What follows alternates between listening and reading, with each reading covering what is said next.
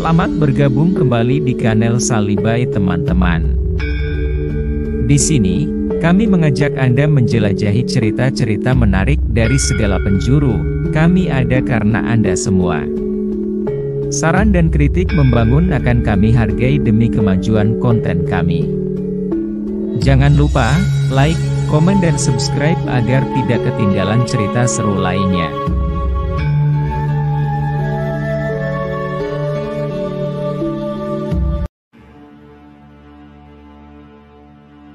Perang Diponegoro terjadi pada tahun 1825-1830. Pemicu terjadinya Perang Diponegoro adalah penancapan tonggak-tonggak pembuatan jalan rel kereta api. Pada masa itu, Belanda tengah giat-giatnya membangun rel kereta api yang melewati daerah Tegalrejo di Jawa Tengah. Rupanya di salah satu sektor, rel kereta api yang dibangun akan tepat melintasi makam dari leluhur Pangeran Diponegoro. Hal inilah yang membuat Pangeran Diponegoro marah luar biasa, dan memutuskan untuk mengangkat senjata melawan Belanda. Namun, penyebab perang tersebut sebenarnya merupakan akumulasi semua permasalahan yang ada, pajak yang tinggi, campur tangan Belanda dalam urusan Istana Yogyakarta, hingga permasalahan ketidakpuasan di kalangan istana itu sendiri. Selama perang berlangsung sekitar 200.000 penduduk, 8.000 serdadu Eropa dan 7.000 tentara pribumi tewas, dengan memakan dana tidak kurang dari 20 juta gulden. Dengan demikian dapat dibayangkan bahwa Perang Diponegoro merupakan perang besar di Jawa selama periode awal abad 19. Sedemikian hebatnya perlawanan Pangeran Diponegoro sampai-sampai membuat pemerintah kolonial berganti strategi untuk menghadapi peperangan ini. Apabila pada awal perang strategi Belanda adalah melakukan pengejaran untuk menangkap Pangeran Diponegoro, yang justru menimbulkan banyak korban di pihak Belanda. Memasuki tahun 1827, berdasarkan informasi mata-mata Belanda, Kiai Sentono yang telah diselundupkan ke markas Pangeran Diponegoro sejak November 1826, Belanda merubah strategi. Konsentrasi mereka tidak lagi pada pengejaran Pangeran Diponegoro, tetapi pada taktik pengepungan melalui pembangunan benteng dan pos pertahanan benteng. Perang Diponegoro juga sekaligus perang besar dan dianggap sebagai fase terakhir keterlibatan tentara Jawa dalam perang. Selama Pangeran Diponegoro bermarkas di Selarong, Belanda telah mengadakan penyerangan sebanyak 3 kali. Serangan yang pertama dilaksanakan pada tanggal 25 Juli 1825 oleh pasukan yang dipimpin oleh Kapten Bowens. Serangan ini merupakan balasan dari aksi perlawanan pasukan Diponegoro di Desa Logorok dekat Pisangan, yang mengakibatkan 215 pasukan Belanda di bawah Kapten Kumsius menyerah.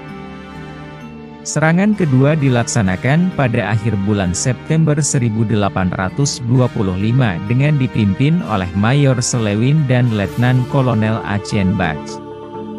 Selanjutnya serangan yang ketiga dilaksanakan pada tanggal 4 Oktober 1825. Setiap penyerangan ke Selarong dilakukan oleh pasukan Belanda. Pangeran Diponegoro menghilang di goa-goa sebelah barat perbukitan Selarong yang tidak diketahui oleh Belanda. Setelah pasukan Belanda meninggalkan Selarong, Pangeran Diponegoro muncul lagi. Demikianlah yang terjadi, sehingga perang frontal tidak terjadi dan penyerangan Belanda tersebut tidak berakibat apa-apa. Selanjutnya pasukan Pangeran Diponegoro melakukan perjuangan secara bergerilya dan dengan giat mengadakan penyerangan terhadap patroli Belanda. Perang berkobar sampai ke wilayah Pacitan, Purwodadi, Banyumas, Pekalongan, Semarang dan Madura. Karena pengaruhnya yang hampir meliputi seluruh Jawa, maka perang tersebut dikenal dengan Perang Jawa. Gerakan pasukan Pangeran Diponegoro dengan siasat gerilyanya sulit ditaklukkan musuh. Beberapa kali usaha penggempuran markas Pangeran Diponegoro dilakukan, tetapi selalu mengalami kegagalan. Markasnya di Desa Panjer, Kedu, diserang oleh Belanda, tetapi Pangeran Diponegoro beserta pasukannya dapat meloloskan diri dan mendirikan markas lagi di Desa Crema, Kedu. Dari desa ini Pangeran Diponegoro dan pasukannya mengadakan serangan terhadap pos-pos Belanda. Tak lama kemudian markas tersebut diketahui oleh Belanda, namun kali ini Belanda tidak menyerangnya tetapi menggunakan taktik baru yaitu menjebak Pangeran Diponegoro dengan jalan perundingan. Jenderal de Kock mengutus Letkol Clarence untuk menjumpai Pangeran Diponegoro di Desa Crema dan diajak berunding di Magelang. Dari pembicaraan antara keduanya didapat kesepakatan jika perundingan gagal, Pangeran Diponegoro dan pengikutnya tidak akan ditangkap. Pada tanggal 18 Maret 1830, bertepatan bulan Ramadan, Pangeran Diponegoro beserta pengikutnya tiba di Magelang, dan disambut dengan upacara militer oleh Jenderal de Kock. Saat itu Pangeran Diponegoro didampingi oleh para pengikutnya antara lain Pangeran Diponegoro Muda, Dipokusumo, Raden Mas Jonet, Raden Mas Rouk, Raden Basah Mertonegoro dan Kiai Badarudin.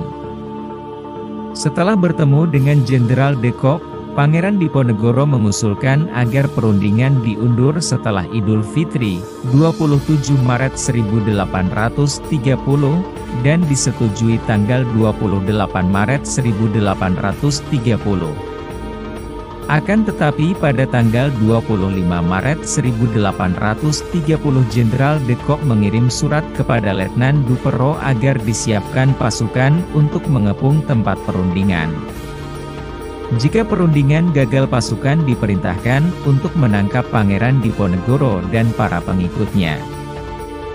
Pada tanggal 28 Maret 1830, Pangeran Diponegoro dan para pengikutnya antara lain Pangeran Diponegoro Muda, Dipokusumo, Raden Mas Jonet, Raden Mas Rouk, Raden Basah Mertonegoro dan Kiai Badarudin mengadakan perundingan dengan Jenderal de Kock yang didampingi oleh Residen Falk, Letnan Rust, Mayor de Stuers, dan Kapten Roef sebagai juru bahasa.